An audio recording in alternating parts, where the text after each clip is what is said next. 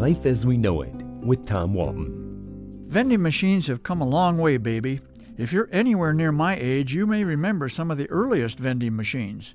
Visitors to New York City half a century ago and longer remember the old automats at Times Square, where patrons dropped coins in a slot, a little door opened, and a sandwich or a piece of pie was dispensed. Most of New York's automats are now Burger Kings. Manhattan's last automat closed in 1991.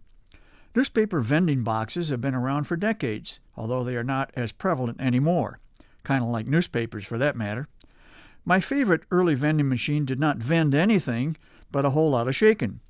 I remember as a child traveling with my parents and staying at a motel that offered a vibrating bed. I begged a quarter from my mom, slipped the coin into a slot on a box beside the bed, and the entire bed began to shake.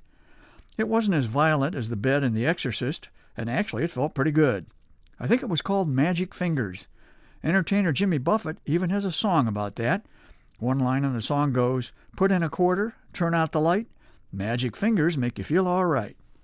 Yes, Harvey's Motel and Service Station, or whatever it was called, had all the modern conveniences. What I remember most about the vending machines of my youth was how often they malfunctioned or were out of service.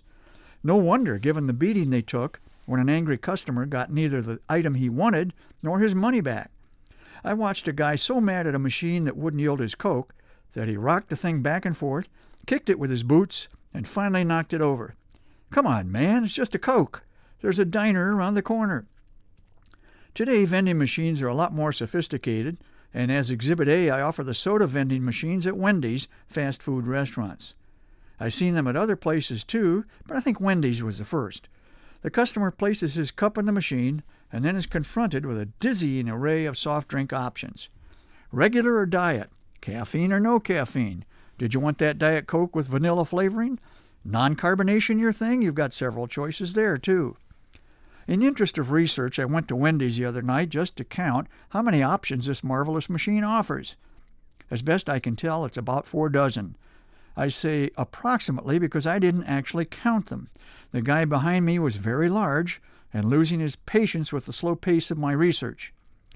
The older I get, the more I marvel at the latest big thing to come along in the computer world. I'm dazzled by my smartphone, even when it won't let me intentionally misspell a word to make a point. My high-definition television's a carnival for the senses. The bells and whistles on my car were impossible just a few years ago. But only the computerized piece of wizardry at Wendy's, and now other places, actually produces something I can order to my own specifications and then drink.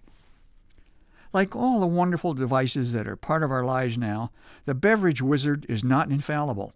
I know a guy who swears he can shut the thing down by tapping a certain combination in a precise sequence on the big screen. In other words, tilting, kicking, and shoving have gone high-tech. Although crashing the beverage computer would amount to vandalism, and that's something which I certainly cannot condone, I hope his claim is true, because I always root for the human in such situations.